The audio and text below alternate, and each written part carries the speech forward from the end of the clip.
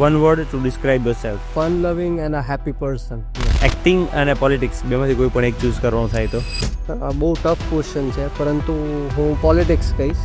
શું કામ? કારણ કે પોલિટિક્સ થકી હું એક મોટા વર્ગની સેવા કરી શકીશ અને એમનો અવાજ બુલંદ કરી શકીશ. તમારી લાઈફમાંથી એક્ટિંગ અને પોલિટિક્સ બંને ફેક્ટરને દૂર કરવામાં આવે તો બ્રિજરાજ શું છે? એક કોમન મેન છે, એક સિમ્પલ મેન છે, અને કદાચ એક્ટિંગ અને પોલિટિક્સ મારી લાઈફમાં ન હોત તો કદાચ હું બચપનથી એવું વિચારતો કે હું એક આર્મી મેન બનું, તો કદાચ હું આર્મી મેન હોત. આપનો ફેવરિટ એક્ટર? ઘણા બધા છે, કોઈ એક ન કહી શકાય. ગોવિંદા છે, રિતિક રોશન, શાહિદ કપૂર, પ્રભાસ છે, અલ્લુ અર્જુન છે, રામચરણ છે. One Gujarati slang word which you like the most, અથવા તે જે વારંવાર યુઝ કરતા હોય? વેલ, ઇન અ ફની વે હું મારા મધર સાથે જ્યારે કોમ્યુનિકેશન કરતો હોઉં ત્યારે એમને ટીઝ કરવા માટે હું એક ના હોય એવું બોલતો હોઉં વારંવાર, તો ના હોય ઇઝ ધ વર્ડ કે હું મધર સાથે વારંવાર બોલું છું. Any one opposition leader you always respect?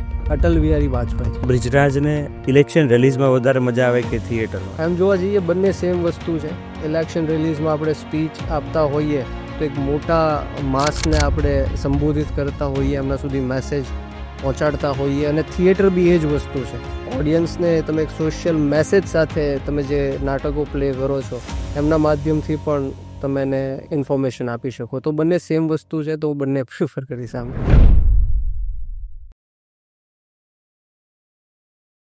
Hello all, welcome to the another episode of અતિથિ.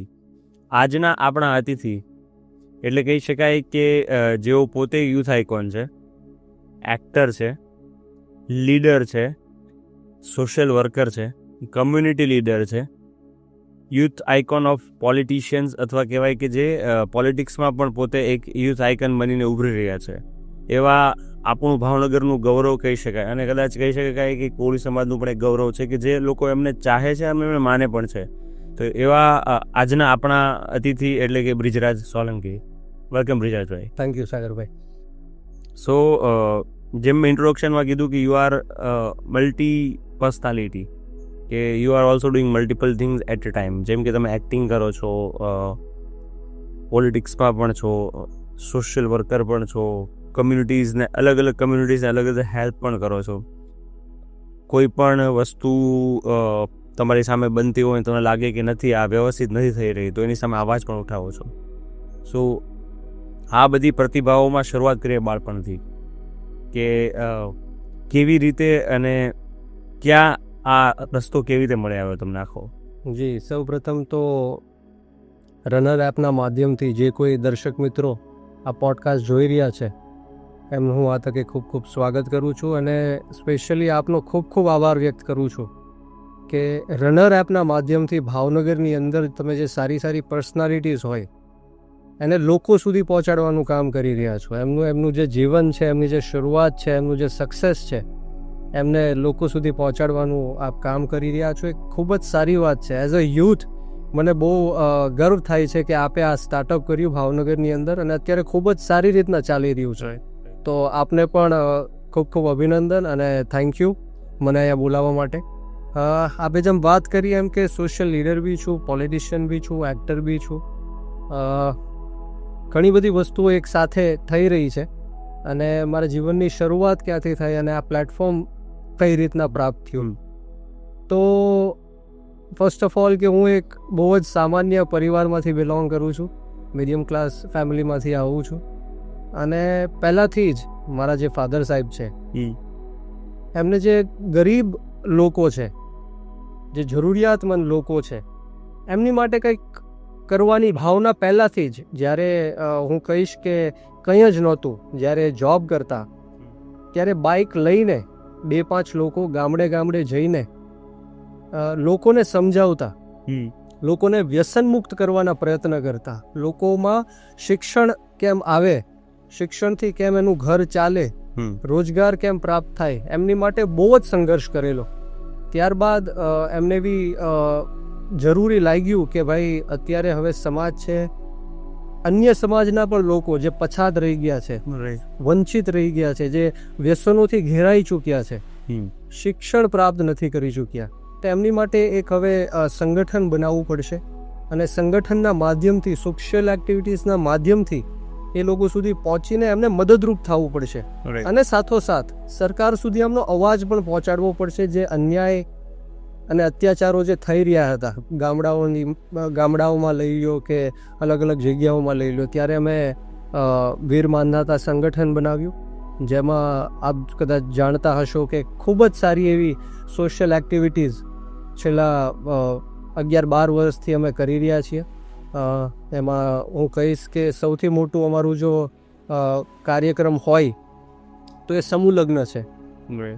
અને mass wedding not only for Koli સમાજ, it's for all caste. I mean બધી જ સમાજની દીકરીઓને જે જરૂરિયાતમંદ છે એમના સમૂહ લગ્ન અત્યાર સુધી યુ વોન્ટ બિલીવ કે છેલ્લા 11 વર્ષમાં 1700 કરતાં પણ વધારે દીકરીઓને અમે પરણાવી છે.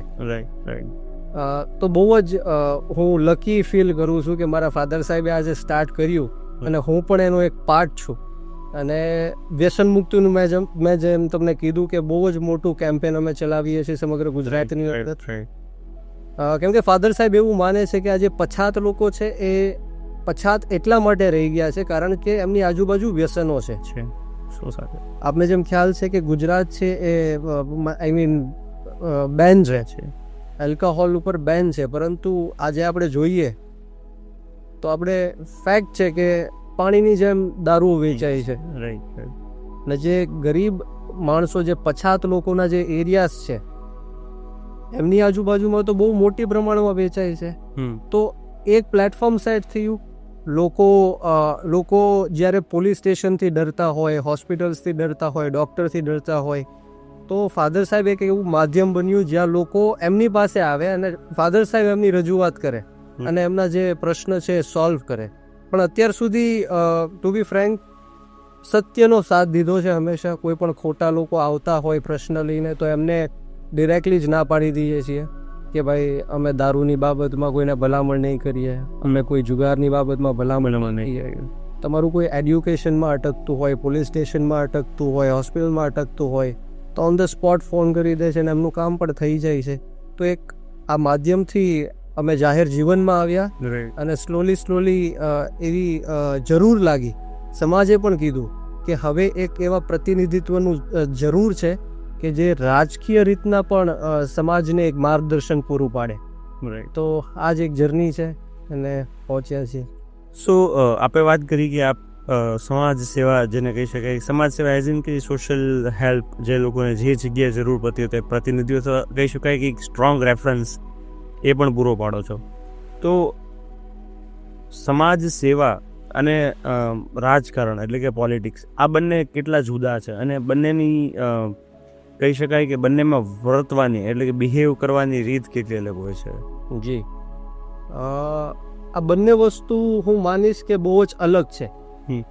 સમાજ અને પોલિટિક્સ તે બોથ આર ડિફરન્ટ થિંગ્સ. આપણે લાઈક બધાનું પર્સપેક્ટિવ અલગ હોઈ શકે, પણ મારું પર્સપેક્ટિવ એવું છે કે સમાજને એક અલગ નજરિયાથી જોવું પડશે એટલે પોલિટિક્સને બી અલગ રીતના જોવું પડશે. કારણ કે સમાજ એક એવો તબક્કો છે જ્યાંથી તમે જન્મ લીધો છે, સમાજના લીધે તમે ઉપર પહોંચ્યા છો, સમાજના કારણે તમારી જે ચાહના છે, તમારું નામ છે. ઇવન પોલિટિકલ પાર્ટીઝ અગર જો તમને સારી પોઝિશન આપતી હોય, હોદ્દાઓ આપતા હોય કે મહત્વ, ટિકિટો, ઇલેક્શનો લડાવતા હોય તો થેન્ક્સ ટુ સમાજ. અને ગુજરાતમાં સૌથી મોટો સમાજ એટલે કે કોળી સમાજ છે અને આ જ માધ્યમથી કોળી સમાજની સેવા કરતાં કરતાં અન્ય સમાજો સુધી પણ અમે પહોંચ્યા છીએ. અને અત્યારે કોઈ પણ ગરીબ હોય, પછાત હોય, દબાયેલો, કચડાયેલો નાનો સમાજ હોય, જે વ્યસનોથી ઘેરાયેલો હોય, શિક્ષણથી વંચિત હોય, એના આજે અમે કામ કરી રહ્યા છીએ. અને પોલિટિક્સમાં જોઈએ તો બધાને સાથે લઈને ચાલવા પડતા હોય છે. પોલિટિક્સ એક વિચારધારા થકી ચાલતી એક વસ્તુ છે અને સમાજને અને પોલિટિક્સને ક્યારે આપણે મર્જ ન કરી શકીએ. ખૂબ સુંદર. બ્રિજેશભાઈ, આપે કીધું કે આપે સમાજ સેવા કરતાં કરતાં ઘણું શીખ્યા છો અને સાથે જે રીતે રાજકારણમાં પણ આવ્યો તો આપ ઘણી વસ્તુ શીખ્યા છો. શું એવા કયા બદલાવો આવ્યા છે આપની અંદર પણ કે જ્યારે આપ સમાજ સેવા શરૂ કરે અથવા જ્યારે તમે સમાજમાં અપિયર થવાનું ચાલુ કર્યું અમુક ચેલેન્જીસ ઉપાડવાનું ચાલુ કર્યું હતું, એવા આપની પર્સનાલિટીની અંદર આપની અંદર ક્યાં બદલાવ આવ્યા છે જેમાંથી આપણને ખાસું શીખવા મળ્યું છે, અને આ મેસેજ આપ બીજા લોકો, અમારા વ્યુઅર્સને પણ આપી શકો જેથી એ લોકો પણ આવી વસ્તુ શીખી શકે? જી, હું ઇનિશિયલી એ કહીશ કે આ બધા જે સંસ્કાર છે એ મારા માતા પિતાએ મને પૂરા પાડ્યા છે. પહેલેથી જ ડેડીની એવી ભાવના કે નાના લોકોનું કામ કરવું, ગરીબ હોય પછાત હોય એવા લોકોની સાથે ઊભું રહેવું, એમને સપોર્ટ કરવો, કંઈ ન થઈ શકે તો કાંઈ નહીં પરંતુ એમની સાથે જઈને ઊભું રહેવું. તો સમાજની વચ્ચે જઈને આજે નાના મોટા કામ કરીએ છીએ એના થકી સમાજે અમને ખૂબ જ પ્રેમ આપ્યો છે સમગ્ર ગુજરાતની અંદર. અને હું કહીશ કે હમણાં જ હું એક ટૂર કરીને આવ્યો જ્યાં હું મધ્યપ્રદેશ જઈને આવ્યો, ઉત્તર પ્રદેશ જઈને આવ્યો, દિલ્હી જઈને આવ્યો. એવી રીતના એની પહેલાં અમે તમિલનાડુ પણ ગયા હતા. તો સોશિયલ મીડિયાના માધ્યમથી અમે જ્યાં સોશિયલ વર્ક કરી રહ્યા છે તો ફેસબુક, યુટ્યુબના માધ્યમથી હું તમને કહેવા માંગીશ કે આખા દેશની અંદર સૌથી વધારે કોઈ જો સમાજ હોય તો કોળી સમાજ છે. નોટ ઓનલી ઇન ગુજરાત, આખા ભારત દેશની અંદર. તો સોશિયલ મીડિયાના માધ્યમથી એ અધર સ્ટેટ્સના યુવાનો પણ મને જોતા હતા કે ભાઈ સમાજ માટે બહુ સારું એવું કામ કરી રહ્યા છે. તો એ લોકોએ પણ અમને બોલાવ્યા છે, ત્યાં માન સન્માન આપ્યું છે. અમારા સંગઠનો પણ છે, ઇવન પાકિસ્તાનમાં બી અમારું સંગઠન છે. પાકિસ્તાનમાં સિંધ પ્રાંત છે, ત્યાં 60% હિન્દુ છે. ઓકે. અને એમાંથી મોટો તબક્કો છે એ કોળી સમાજનો છે ત્યાં. ઓકે. તો સોશિયલ મીડિયાના માધ્યમથી પાકિસ્તાન પણ અમે એક સંગઠન વીર માનદાતા ગ્રુપ ચલાવીએ છીએ, અને ઇન્ડિયાના ઘણા બધા સ્ટેટ્સમાં પણ અમે આ ગ્રુપ ચલાવીએ છીએ. અને તમામ સમાજની, એવું નહીં કે માત્ર કોળી સમાજ, જે કોઈ વંચિતો છે, જરૂરિયાતમંદ લોકો છે, એમને અમે મદદ પૂરી પાડીએ છીએ. અને સમાજની વચ્ચે મોટા થયા છીએ તો સમાજે ઘણું બધું શીખવ્યું છે. સમાજે સ્ટેપ બાય સ્ટેપ કઈ રીતના ચાલવું એ પણ શીખવ્યું છે. ક્યાંક ખોટા રસ્તે જતા હોય તો એમને પણ સજેસ્ટ કર્યું છે કે ના આ ન કરાય, આ કરાય. એટલે ઘણી બધી વાત સમાજ પાસેથી શીખવા મળી છે.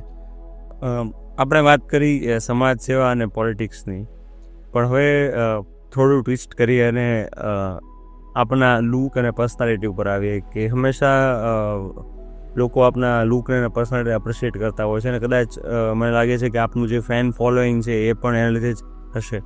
જેમ લોકો આપને જોતા હોય તો એક ફીલ થતું હોય કે you R being a leader, અથવા તમારા અમુક વિડીયો સોંગ્સ, એક્ટિંગની આપની જે કરિયર છે એના લીધે પણ આપને ઘણા લોકો ચાહે છે. પર્ટિક્યુલરલી યુથની અંદર આપ એટલા માટે જ કદાચ કહી શકે વધારે પ્રચલિત છે. લોકો આપને જે ચાહે છે, ફોલો કરે છે, આપના ગાઈડન્સ ઉપર કામ કરવાનું ચાલુ કર્યું છે લોકોએ. સો આ જર્નીની શરૂઆત કેવી રીતે થઈ, બિંગ એન એક્ટર અને એક્ટિંગની અંદર? જી, સૌ પ્રથમ આપણે લુકની વાત કરીએ તો થેન્ક્સ ટુ માય પેરેન્ટ્સ. એમના જીન્સ છે, એમનું ડીએનએ છે, તો એમના કારણે આ લુક થયો છે. અને મેં તમને કીધું એમ કે જે જર્નીની શરૂઆત છે ત્યારથી મેં મારા કરિયરની શરૂઆત as a dancer. Okay. I was a good dancer. તો ડેડીએ બહુ જ મહેનત કરી મારી પાછળ. મને સમય આપ્યો, અલગ અલગ જગ્યાએ મને લઈ જતા. આઈ મીન ટ્રેનિંગ લેવા માટે બરોડા પણ અમે ટ્રેનિંગ મેં લીધી છે. દિલ્હી દૂરદર્શન જે ચેનલ છે એમાં લાજવાબ ટેલેન્ટ શો કરીને એક શો, ડાન્સિંગનો શો હતો, ઓલ ઇન્ડિયા ડાન્સિંગનો શો હતો, અને એમાં મેં ફર્સ્ટ વિનર નું ટાઇટલ મેં જીત્યું હતું. હું કહીશ કે 12-13 વર્ષનો હોઈશ કદાચ, હું બહુ જ નાનો હોઈશ ત્યારે. એટલે ત્યારથી જ જે માઇકલ જેક્સનના સોંગ્સ હું સાંભળતો, જોતો, ત્યારથી જ મને ઇન્સ્પિરેશન મળતી, અને ત્યારથી જ મેં આ ડાન્સિંગનું કરિયર સ્ટાર્ટ કર્યું. પછી સ્લોલી મોટા થયા ત્યારે ડેડીને એવું લાગ્યું કે નહીં, તારે એક્ટિંગમાં પણ એક ટ્રાય કરવી જોઈએ. ત્યારબાદ એમણે મને મુંબઈ મોકલ્યો, જે કિશોર નમિત કપૂર એક્ટિંગ ઇન્સ્ટિટ્યૂટ છે અંધેરીમાં, જ્યાંથી વિકી કૌશલ છે, રણવીર સિંઘ છે, ત્યાંથી પાસ આઉટ થયા છે. ત્યાંથી એમણે એક્ટિંગ શીખી છે. ત્યાંથી મેં કોર્સ કર્યો. થિયેટર પણ બહુ સારું એવું કર્યું ભાવનગરની અંદર, જે કોલેજીસમાં હોય, યુથ ફેસ્ટિવલમાં હોય, કમર્શિયલ થિયેટર હોય. તો ખૂબ જ સારા એવા એક્સપિરિયન્સો લીધા. ત્યારબાદ યુટ્યુબ સોંગ્સ, આલ્બમ્સમાં સારી જે ચેનલ્સ છે, સારેગામા છે, એ બધી ચેનલ્સમાં આલ્બમો સારા આપ્યા. અને હું ગર્વથી કહી શકીશ કે મારું જે પહેલું સોંગ મેં જેમાં ડેબ્યુ કર્યું, તમે મને ગમો છો સોંગ, એને અત્યારે 53 મિલિયન વ્યૂઝ છે. ઓહો, 5,30,00,000 વ્યૂઝ. લાઈક 2-3 વર્ષ થયા હશે, પણ બહુ જ સારી રીતના એ સોંગ શૂટ થયું હતું. એમાં જે કાજલ મહેરિયા છે સિંગર, એમને પણ ખૂબ જ સારી રીતના એ સોંગ ગાયું હતું.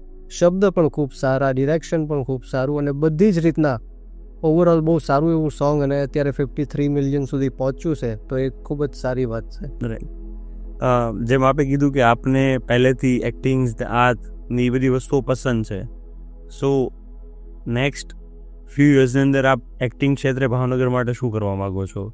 જી વેલ, નેક નામદાર મહારાજા સાહેબ કૃષ્ણકુમારસિંહજીની આ પવિત્ર ભૂમિ છે, કલાનગરી કહેવાય છે, અને ખૂબ જ ઉમદા કલાકારો ભાવનગરની અંદર અત્યારે આવી રહ્યા છે, આગળ વધી રહ્યા છે.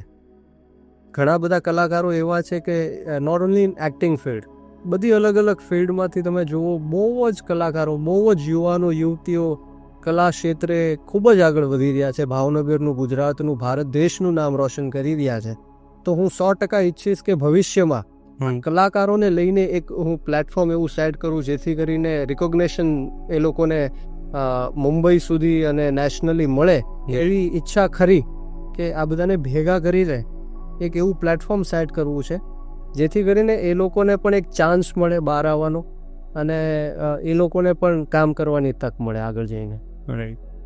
સો જેમ આપે કીધું કે social media is also your strong period અથવા સ્ટ્રોંગ હોલ્ડ કહી શકાય, જ્યાં લોકો આપને ફોલો કરે છે, લોકો સાથે આપ સંવાદ કરો છો, લોકોને કહેવાય કે કનેક્ટ કરો છો. સો as you are being a single, ઘણીવાર અલગ અલગ ડીએમ્સ પણ આવતા હશે. સો if you want to share any particular cases, અથવા તમે કેવી રીતે હેન્ડલ કરો છો? બિકોઝ ઘણા બધા ડીએમ્સ તમને આવતા હશે, ઘણા પ્રપોઝલ્સ બી આઈ થિંક આવતા જ હશે સોશિયલ મીડિયામાં. So how do you handle that? Well, હું કહીશ કે હું એક પોલિટિકલ પાર્ટીનો પણ પાર્ટ છું, અને મારી એક પર્સનલ લાઈફ બી છે. તો કેવું હતું કે અત્યાર સુધી તો હું મારા જે હેન્ડલ્સ છે, ઇન્સ્ટાગ્રામ લઈ લો કે ફેસબુક લઈ લો, એ હું હેન્ડલ નહોતો કરતો.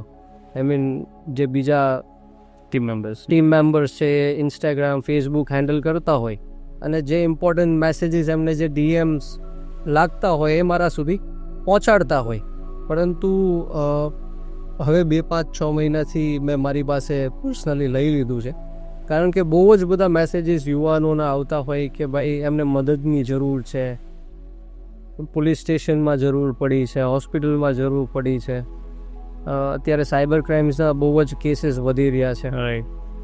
તો એવા ઘણા બધા ટુ બી ફ્રેન્ક ફસાવવા માટે પણ મેસેજીસ આવતા હોય છે. ઓપોઝિશન પાર્ટી એવું ઈચ્છતી હોય કે કોઈ પણ રીતના અમને બદનામ કરીએ, કેરેક્ટરને આપણે થોડું કીચડ ઉછાડીએ, એવા ઘણા બધા મેસેજીસ આવતા હોય છે, પરંતુ હું ઇગ્નોર કરતો હોઉં છું. જે મેસેજીસ મને એવું લાગે કે નહીં, આ જેન્યુઅન વ્યક્તિ છે, એમને કામ છે અને એમનું કામ કરવું છે, તો જ હું એમને રિપ્લાય અને એવું કરતો હોઉં છું. 1,22,000 ફોલોવર્સ છે મારા, પણ સ્લોલી પ્રોગ્રેસ થઈ છે આ બધા ફોલોવર્સની, અને ઉપરવાળાની દેન છે, માતાજીના આશીર્વાદ છે કે યુટ્યુબ પર બી 50,000 પ્લસ સબસ્ક્રાઈબર્સ છે, ફેસબુકમાં પણ ઘણું એવું સારું ફોલોઈંગ છે. તો બસ હું કહીશ કે મા બાપના આશીર્વાદ અને ચાહક મિત્રો, સપોર્ટર્સના પ્રેમથી આ બધું શક્ય બન્યું છે. રાઈટ. બ્રિજરાજ સોલંકીનો નેક્સ્ટ પ્રોજેક્ટ એક્ટિંગમાં?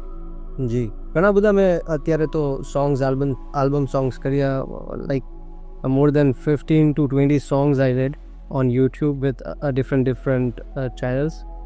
હમણાં જ મેં રિસેન્ટલી એક ફિલ્મ કર્યું, Gujarati film દાઈજો.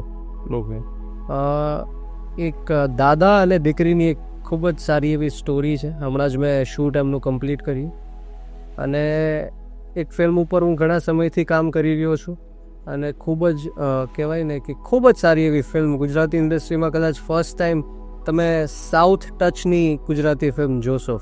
Okay. With dance, action, romance, story, villain, આ બધું એકદમ યુનિક કોન્સેપ્ટથી એક સ્ટોરી ઉપર કામ કરી રહ્યો છું. તો within 3 to 4 months will be going on floor, એ શૂટિંગ પણ સ્ટાર્ટ થશે. તો મારો નેક્સ્ટ પ્રોજેક્ટ એ જ હશે. Okay, so wish you best wishes for that project. Thank you Sagar. અમુક પ્રશ્નો હશે જે કદાચ મને લાગે છે વ્યુઅર્સના પણ હશે, આપના ફોલોઅર્સના પણ હશે, અને મારી ટીમે બી થોડા કલેક્ટ કર્યા છે કે કોઈ પણ પોલિટિકલ પાર્ટી ચૂઝ કેવી રીતે કરતું હોય કોઈ પણ વ્યક્તિ, એની શું પ્રોસેસ હોતી હોય છે એ સમજવું છે લોકોને. જી, કદાચ આપને ખ્યાલ હશે કે મેં મારું પોલિટિકલ કરિયર એ 2022માં સ્ટાર્ટ કર્યું. અને વાત રહી પાર્ટી ચૂઝ કરવાની, તો હું છેલ્લા ઘણા વર્ષોથી જાહેર જીવનમાં છું. હું કોઈની નેગેટિવ વાત કે કોઈને ડિફેમ કરવાની વાત નહીં કરું, પરંતુ પર્સનલી મેં આમ આદમી પાર્ટીને ચૂઝ કરી. ને એટલા માટે ચૂઝ કરી કારણ કે દિલ્હીની અંદર એમણે જે વચનો આપ્યા હતા એ નિભાવ્યા છે. એમની કરતાં વધારે કામ કર્યું છે. જે કીધું હતું એમની કરતાં વધારે કામ કર્યું છે. અને એ જોઈને પંજાબના લોકોએ પણ આમ આદમી પાર્ટીને વિશ્વાસ આપ્યો, વિશ્વાસ કર્યો, અને પંજાબમાં પણ ખૂબ જ સારું એવું કામ થઈ રહ્યું હતું. ત્યારે ઘણા સમયથી આમ આદમી પાર્ટીની જે ટીમ છે એ અપ્રોચ કરતી હતી. ત્યારબાદ ઇતિહાસમાં પહેલીવાર, ગુજરાતમાં પહેલીવાર એવું બન્યું હશે કે કોઈ ભારત દેશના 2 મુખ્ય રાજ્યના સીએમ પોતે ભાવનગર આવે છે અને 2 વ્યક્તિને જોડે છે. તો એ મારા ફાધર સાહેબની અને મને પર્સનલી ભગવત માન સાહેબ અને અરવિંદ કેજરીવાલ સાહેબ ભાવનગર આવ્યા હતા અમને પાર્ટીમાં સામેલ કરવા માટે. તો ખૂબ જ મોટી વાત, ડેડીને નેશનલ ટીમમાં સ્થાન મળ્યું, મને એઝ અ ગુજરાત પ્રદેશ અધ્યક્ષ, યુવા અધ્યક્ષનો મોકો મળ્યો. તો પાર્ટી જે રીતના હોસ્પિટલને લઈને કામ કરતી હતી, સ્કૂલ્સને લઈને કામ કરતી હતી, વીજળી પાણીને લઈને કામ કરતી હતી, તો પહેલાં તો મેં સાંભળ્યું હતું કે આમ આદમી પાર્ટી દિલ્હીમાં આવું કામ કરી રહી છે. પરંતુ એ લોકોએ કીધું કે તમે ખાલી સાંભળો નહીં, તમે અહીંયા આવીને જુઓ કે એકચ્યુઅલમાં ઇમ્પ્લિમેન્ટ થયું છે કે નહીં. ત્યારબાદ અમે અમારી ટીમ લઈને ત્યાં ગયા, ત્યાંના ઓટો રિક્ષાવાળા સાથે વાત કરી, બસમાં જઈને વાત કરી, ટ્રેનમાં પણ પૂછતાછ કરી કે ભાઈ આ સાચું છે કે નહીં. તો બધાના પોઝિટિવ રિપોર્ટ આવ્યા. તો એવું કઈ રીતના બની શકે કે ભાઈ ભારત દેશના ઇતિહાસની અંદર પહેલીવાર એવું બન્યું છે કે કોઈ સ્ટેટે વીજળી ફ્રીમાં આપી છે. વીજળી દિલ્હીની અંદર લોકોને ફ્રીમાં મળે છે. અત્યારે કદાચ 200-300 યુનિટ કરતાં ઓછી વીજળી તમે યુઝ કરો તો ફ્રીમાં છે, પરંતુ વીજળી ફ્રીમાં આપી શકે એવું this was the first state in India. બરાબર. તો મને પણ એ જ લાઇટ થઈ કે ધારાસભ્યોને ફ્રીમાં વીજળી મળે, સંસદોને ફ્રીમાં વીજળી મળે, મંત્રીઓને ફ્રીમાં વીજળી મળે, મુખ્યમંત્રીને પણ ફ્રીમાં વીજળી મળે, પ્રધાનમંત્રીને પણ ફ્રીમાં વીજળી મળે. તો પછી ભારત દેશના લોકો જે ટેક્સ ભરી રહ્યા છે એને વીજળી કેમ ફ્રીમાં નથી મળતી? મળવી જોઈએ. બરોબર. તો દિલ્હીમાં ફ્રીમાં કરી, પંજાબમાં ફ્રીમાં કરી, લોકોના ઝીરો બિલ આવવા લાગ્યા. બરોબર. ઘણી બધી યોજનાઓ, જેમ કે હોસ્પિટલમાં તમે જાઓ તો ₹1 લઈને 10 લાખ રૂપિયા સુધીની જે સારવાર છે તમારી ફ્રીમાં થઈ જાય છે. ખાલી દિલ્હીના લોકો નહીં, આજુબાજુના સ્ટેટ્સના લોકો ત્યાં સારવાર કરાવવા માટે આવે છે. તો એવું તો ક્યાંય નથી ઇન્ડિયામાં. અને ગુજરાત તો હાઈએસ્ટ ટેક્સ પેઇંગ સ્ટેટ છે આખા ઇન્ડિયામાં, તો પણ આ સુવિધાઓ ગુજરાતીઓને નથી મળતી.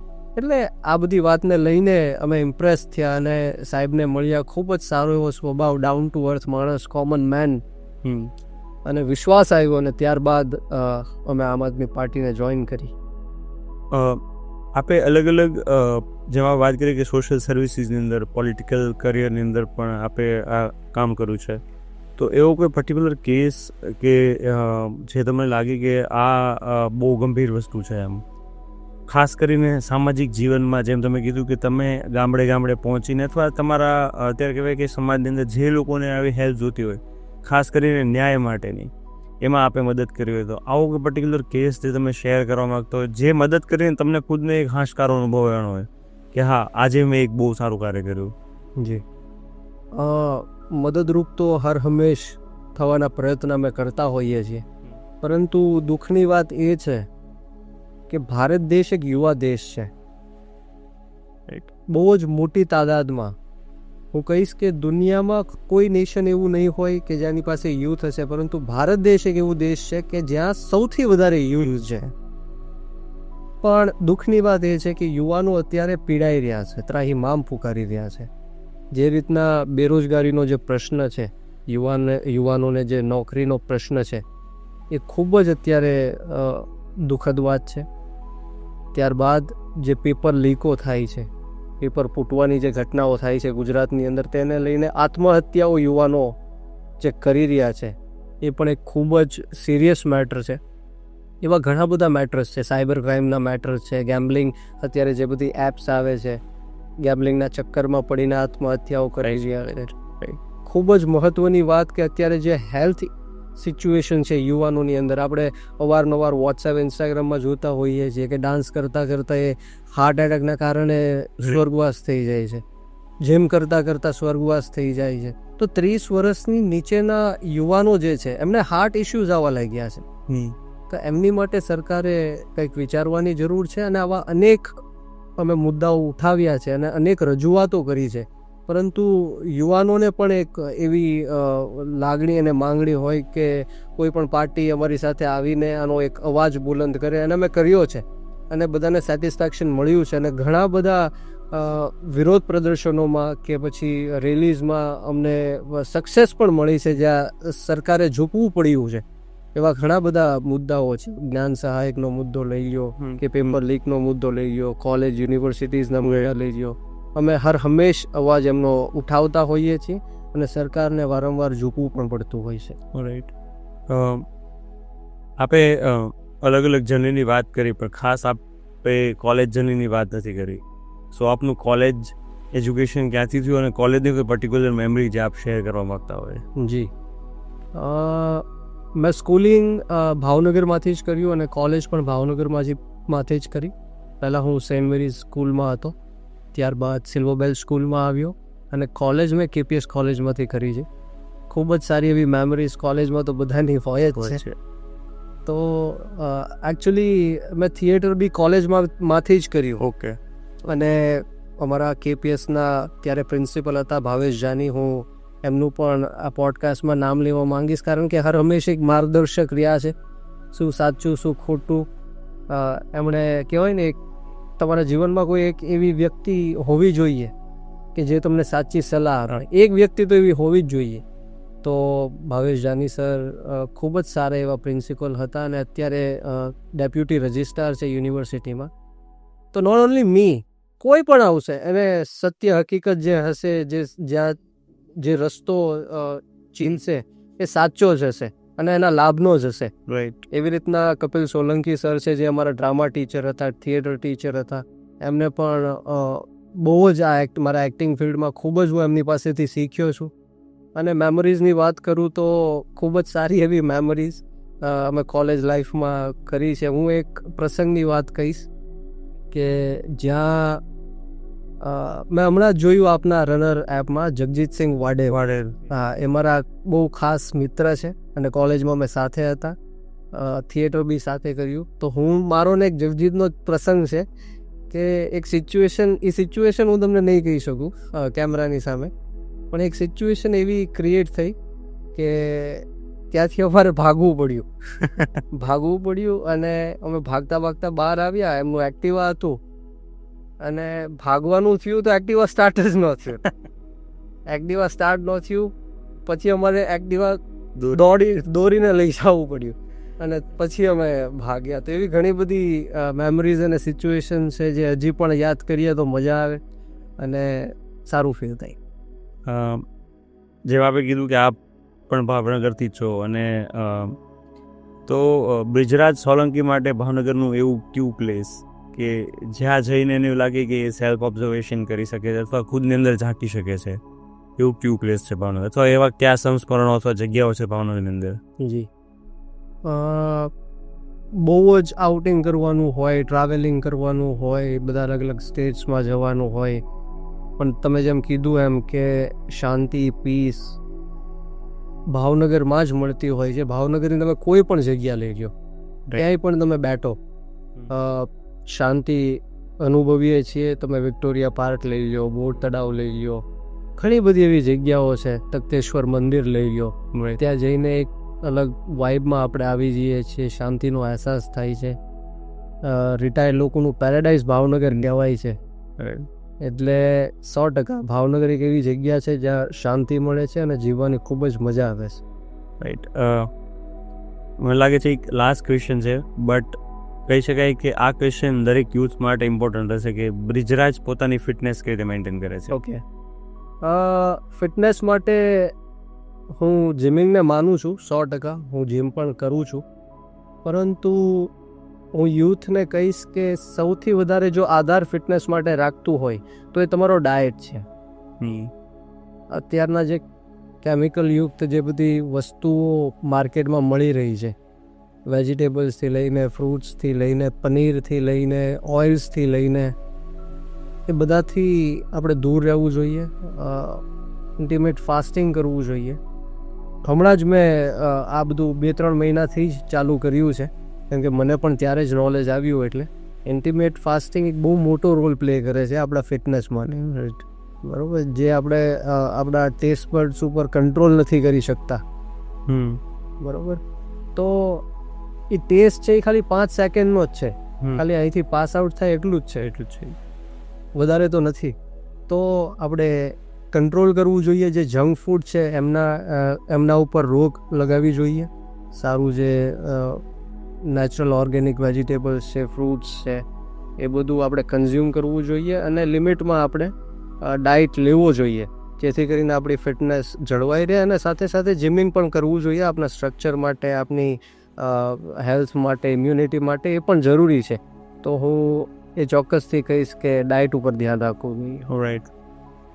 સો as we are in the last segment of the podcast, youth માટે કોઈ પર્ટિક્યુલર મેસેજ અને આપના ફોલોઅર્સ માટે ખાસ કોઈ મેસેજ?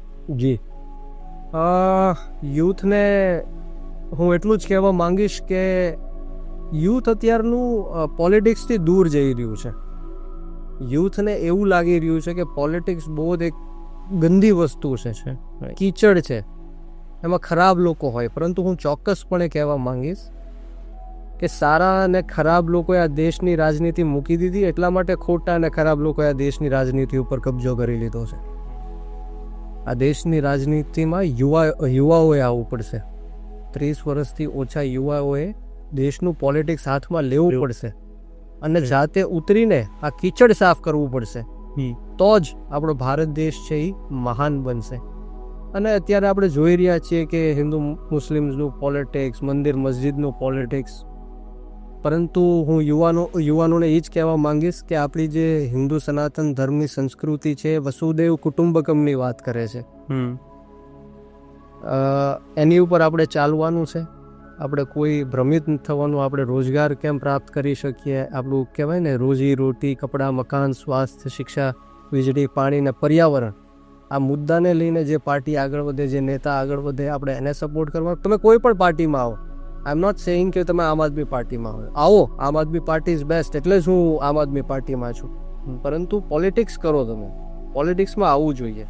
કારણ કે પોલિટિક્સ છે એ કોઈ પણનું ફ્યુચર નક્કી કરતું હોય છે. તો આપણે કેમ આપણું પોલિટિક્સ નક્કી ન કરીએ? નાનામાં નાની પિનથી લઈને મોટામાં મોટું જે જહાજ હોય છે એ બધામાં પોલિટિક્સ છે. આપણે બહાર રેસ્ટોરન્ટમાં જમવા જઈએ છીએ, આપણે કપડાં ખરીદીએ છીએ, ફોન ખરીદીએ છીએ, દૂધ ખરીદીએ, છાશ ખરીદીએ, તો આપણે સરકારને ટેક્સ આપીએ છીએ.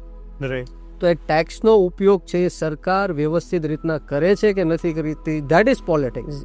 આમાં કોઈ બીજું મોટું રોકેટ સાયન્સ નથી. આ જ વસ્તુ આપણે સરકાર સુધી અવાજ પહોંચાડવાનો છે લોકોનો, એ પોલિટિક્સ છે. તો યુવાનોએ પોલિટિક્સમાં આવવું જોઈએ. આપણે જોઈએ કે શહીદ સરદાર ભગતસિંહ છે, ઉધમસિંહ છે, એમણે દેશ માટે ખૂબ જ બલિદાનો આપ્યા છે. ઠાકુર રોશન સિંહ, અશફાકુલ્લા ખાન હોય, રાજેન્દ્ર લહેડી હોય, 18 વર્ષના શહીદ ખુદીરામ બોઝ હોય. એમણે એવું વિચાર્યું હોત કે આમાં આપણે ઇન્વોલ્વ નથી થવું, પોલિટિક્સમાં નથી જવું, તો દેશ આઝાદ થયો જ ન હોત અંગ્રેજો. તો દેશની રાજનીતિમાં યુવાનોએ આવવું પડશે અને મુખ્ય ધારાની રાજનીતિમાં ભાગ લેવો પડશે. બસ આ જ એક મેસેજ છે. સો થેન્ક યુ બ્રિજરાજભાઈ ફોર યોર ટાઈમ. ખૂબ મજા આવી વાત કરીને. આપના વિચારોને આપે જે મુક્તતાથી લોકો સામે મૂક્યા છે 100% લોકોને ગમશે અને આપની સાથે સહમત હશે, પણ લોકોને ઘણી પણ સહમત હોય. આપના જે પણ પ્રતિભાવો છે એ ચોક્કસથી કમેન્ટમાં નાખો, જેથી બ્રિજરાજભાઈ અને ટીમ સુધી આપ પહોંચી શકો અને આપના જે પ્રશ્નો છે એ પણ એમની સુધી આપ પહોંચાડી શકો. સો thank you so much. Thank you.